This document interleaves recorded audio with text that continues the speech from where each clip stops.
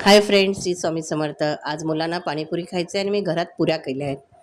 तर यूट्यूबवर बघून पुऱ्याची रेसिपी बघितल्याने पुऱ्या ह्या घरात फ्राय केल्या आहेत तेलामध्ये.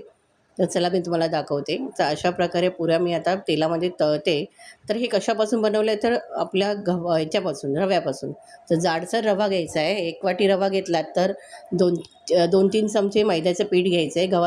गव्हाचं पीठही टाकू शकता त्याच्यामध्ये. आणि गरम पाण्याने हा पीठ घट्टसर तुम्हाला मळून घ्यायचं आहे.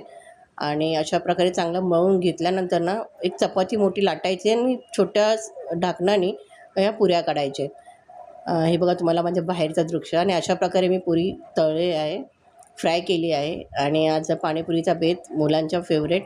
बाहेरून आणण्यापेक्षा घरात आपण फ्रेश तेलामध्ये करू शकता. उरलेल्या पिठाचे शंकरपाळ्या केल्या आहेत. आणि तुम्हाला ही व्हिडिओ आवडली तर लाईक करा, सबस्क्राईब करा आणि कमेंट्स करा. Bye bye.